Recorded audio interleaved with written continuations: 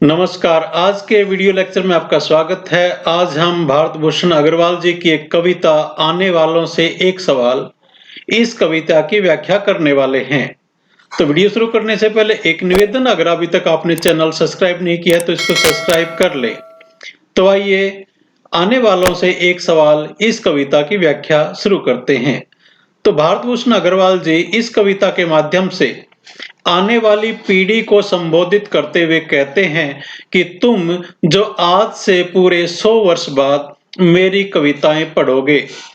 कवि आने वाली पीढ़ी को कहता है कि आज से 100 साल के बाद जब तुम मेरी कविताओं को पढ़ोगे, उनके बारे में विचार करोगे, तो तुम मेरी धरती की नई पौध के फूल, तुम जिनके लिए मेरा तन मन खाद बनेगा, तुम जब मेरी रचनाओं को पढ़ोगे तो तुम्हें कैसा लगेगा।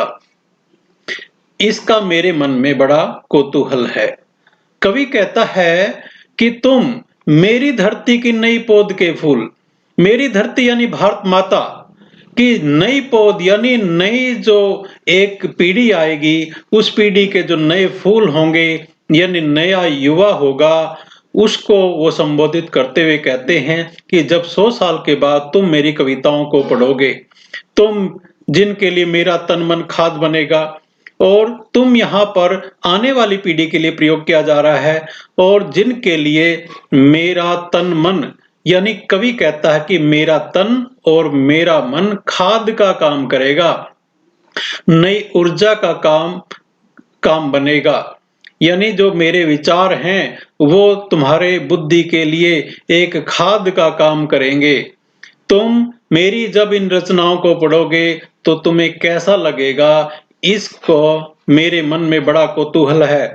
कवि जानना चाह रहा है कि आज से 100 साल के बाद जब नई पीढ़ी मेरी रचनाओं को पढ़ेगी, मेरी कविताओं को पढ़ेगी, तो उनको कैसा लगेगा। इसको जानने का जो कौतूहल है वो कवि के मन में है, वो जिज्ञासा कवि के मन में है कि नई पीढ़ी मेरी कविताओं को, मेरी रचनाओं को 100 साल के बाद आने वाली पीढ़ी किस दृष्टिकोण से पढ़ेगी, उनको कैसा लगेगा। कवि आगे कहते हैं कि बचपन में तुम्हें हिटलर और गांधी की कहानियां सुनाई जाएगी।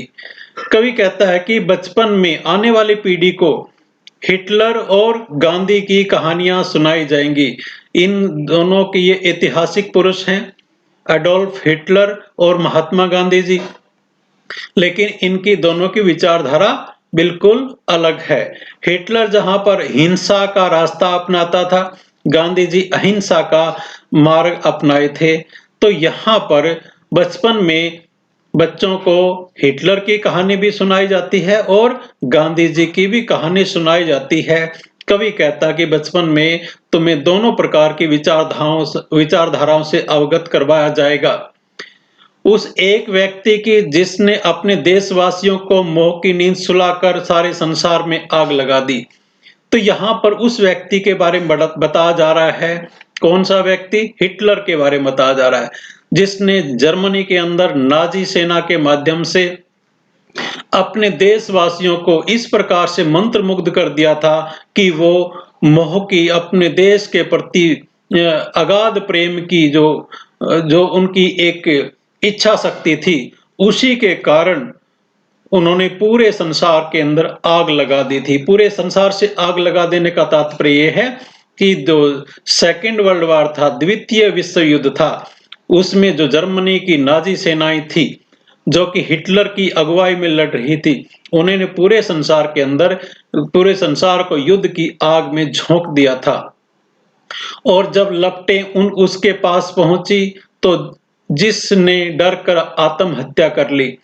और आप सभी जानते हैं कि जो हिटलर था उसने आखिर में हार से बचने के लिए आत्महत्या कर ली थी, ताकि उनका मोह न टूटे, क्योंकि वो अपने देशवासियों का सामना नहीं करना चाहता था।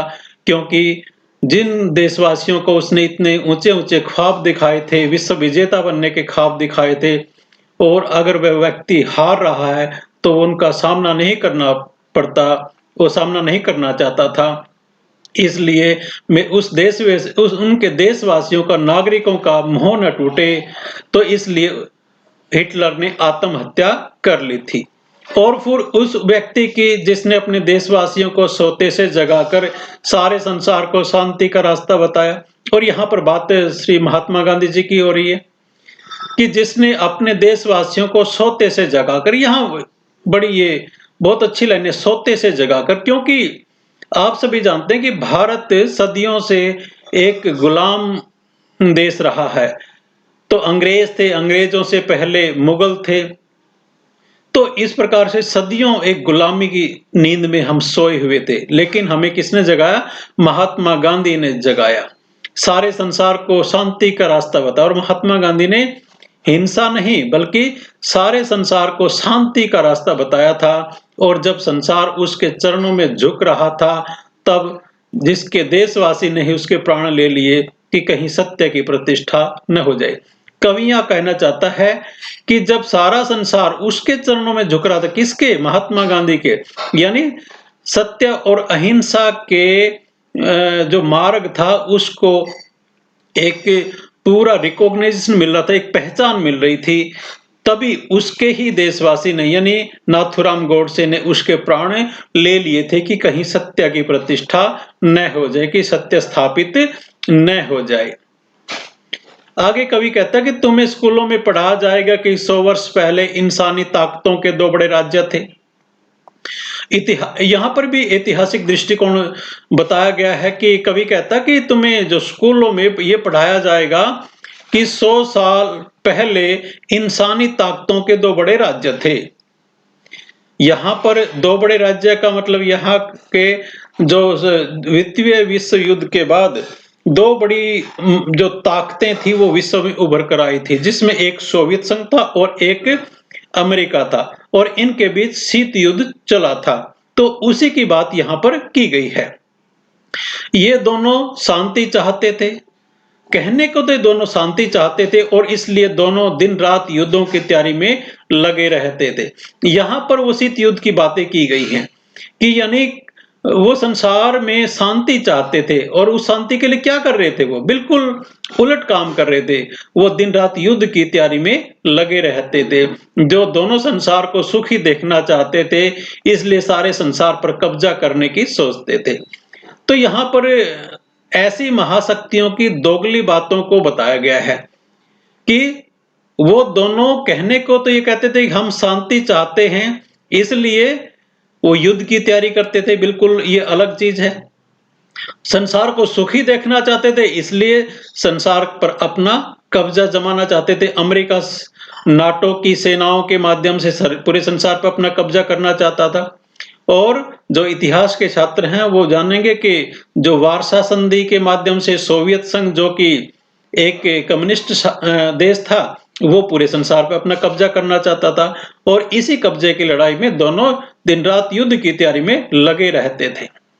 कवि आगे कहता कि और यह भी पढ़ा जाएगा कि एक और राज्य था जो संसार भर में शांति का मंत्र फूंकता रहा।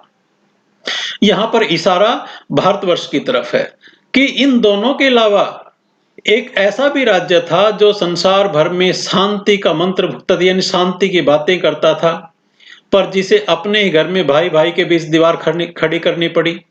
और यहाँ ने जो कवि है वो भारत और पाकिस्तान के बंटवारे की बात कर रहा है कि जो भारत पूरे संसार में शांति का मंत्र फूंक रहा था, शांति की बातें कर रहा था, लेकिन हुआ क्या कि भाई भाई के बीच दीवार खड़ी करनी पड़ी, यानी भारत और पाकिस्तान का अलगाव करना पड़ा, बंटवारा करना पड़ा। जो हर पराधीन देश की मुक्ति में लगा रहता था, पर जिसके अपने ही अंग पराये बंधन में जकड़े रहे। और भारत देश जो हमेशा किसी भी जो देश था, गुलाम देश था, उसकी मुक्ति में, उसकी आजादी में लगा रहता था, लेकिन उसके अपने ही अंग पराय बंधन में जकड़े रहे। यानी हम मुगलों के गुलाम रहे, और हम जो ब्रिटिश आए, अंग्रेज आए, उनके भी गुलाम रहे।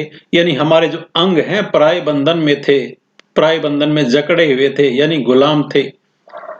कवि आगे कहता तुम्हें विश्वविद्यालय में बताया जाएगा कि इंसान का डर दूर करने के लिए 100 वर्ष पहले वैज्ञानिकों ने कुछ ऐसे आविष्कार किए जिससे इंसान का डर और भी बढ़ गया। और यहाँ पर वैज्ञानिक दृष्टिकोण की बातें की गई है कि विश्वविद्यालय में ये बताया जाएगा कि इंसान का डर दूर करने के लिए क्या किया वैज्ञानिकों ने। 100 वर्ष पहले कुछ ऐसे आविष्कार किए जिससे इंसान का डर और भी बढ़ गया। कहने को तो हमें हथियार हैं, इसलिए इसका इजाद करते हैं, इसलिए आविष्कार करते हैं कि इंसान का जो डर है वो दूर हो जाए। लेकिन बाद में हम हथियारों के इतने गुलाम हो जाते हैं कि उन्हीं हथियारों के कारण हमारा डर और भी बढ़ जाता है। परमाणु बम का जो ये निर्माण किया गया था वो इसलिए किया गया था कि कोई दूसरे देश पर आक्रमण करने की सोच भी ना सके। लेकिन बाद में परमाणु बमों की इतनी बाढ़ आ गई है कि अब ऐसा लगता है कि जो दुनिया है कभी भी खत्म हो सकती है। तो वैज्ञानिकों ने जो इन हथियारों का निर्माण किया था, आविष्कार किया था, वो किया तो इसलिए इंसान के डर को दूर करने के लिए, लेकिन हुआ उल्टा, ये और भी बढ़ गया। और यह भी कि उसने चांद सितारों में भी पहुंचने के सपने देखे, जबकि उसके सारे सपने चकनाचूर हो गए थे। आप सभी जानते हैं कि सोवियत संघ और अमेरिका की दोनों की एक प्रकार से कंपटीशन हुआ करता था आपस के अंदर कि कौन पहले चांद पर जाएगा, चांद की धरती पर कौन पहले, किस देश का वैज्ञानिक सबसे पहले वहां पर मानव बस्तियां बसाएगा। और इस प्रकार से इनका और लेकिन वहां पर चांद पर बस्तियां बसाने के उनके सारे जो सपने थे वो टूट गए, चकनाचूर हो गए थे। आगे कवि कहता है, और तभी किसी दिन किसी प्राचीन काव्य ग्रंथ में तुम मेरी कविताएं पढ़ेंगे। कवि आने वाली पीढ़ी को कहता है, और इतना कुछ करने के बाद आप इतिहास की बातें करेंगे, वैज्ञानिक दृष्टिकोण की बातें करेंगे, जो कि अपने वादों पर खरी नहीं उतरी। और कवि कहता है कि तभी किसी दिन कोई प्राचीन, क्योंकि वो 100 साल बाद की बातें कर रहा है कि 100 साल पुरानी उसकी कविताएं हो चुकी होंगी, किसी प्राचीन काव्य संग्रह में तुम मेरी कविताएं पढ़ेंगे और उन्हें पढ़कर तुम्हें कैसा लगेगा, यह जानने का मेरे मन में बड़ा कुतूहल है। और कवि कहना चाह रहा है, आने वाली पीढ़ी को पूछता है, जब तुम मेरी कविताओं को पढ़ोगे तो तुम्हें कैसा लगेगा, इसको जानने के लिए कवि के मन में बहुत जिज्ञासा है। तो आज हमने भारत भूषण अग्रवाल जी की कविता आने वालों से एक सवाल, इस कविता की व्याख्या की। इस कविता के माध्यम से कवि ने हिटलर और महात्मा गांधी दोनों के जो अलग अलग राजनीतिक दृष्टिकोण थे, एक हिंसा में विश्वास करता था, एक अहिंसा में विश्वास रखता था, उसके बारे में बताया है। इसके अलावा इसमें यह बताने की कोशिश की कि दो जो महाशक्तियां थी वो किस प्रकार से झूठ के सहारे दुनिया पर कब्जा करना चाहती थी। इसमें यह भी बताने का प्रयास किया गया है कि किस प्रकार से जो वैज्ञानिक थे वो इंसानी डर को दूर करने के बहाने के लिए इस प्रकार के हथियारों का उसने निर्माण किया, इस प्रकार किससे आविष्कार किए कि इंसान का डर और भी ज्यादा बढ़ गया। तो भारत भूषण अग्रवाल जी आने वाली पीढ़ी से कहते हैं कि जब इन सब चीजों को पढ़ने के बाद मेरी कविताओं को जब आप पढ़ेंगे तो आपको कैसा लगेगा, इसकी जानने की उन्हें इच्छा है। तो आपने ये कविता पढ़ी, आपका धन्यवाद। आपको कैसी लगी जरूर कमेंट करके बताएं।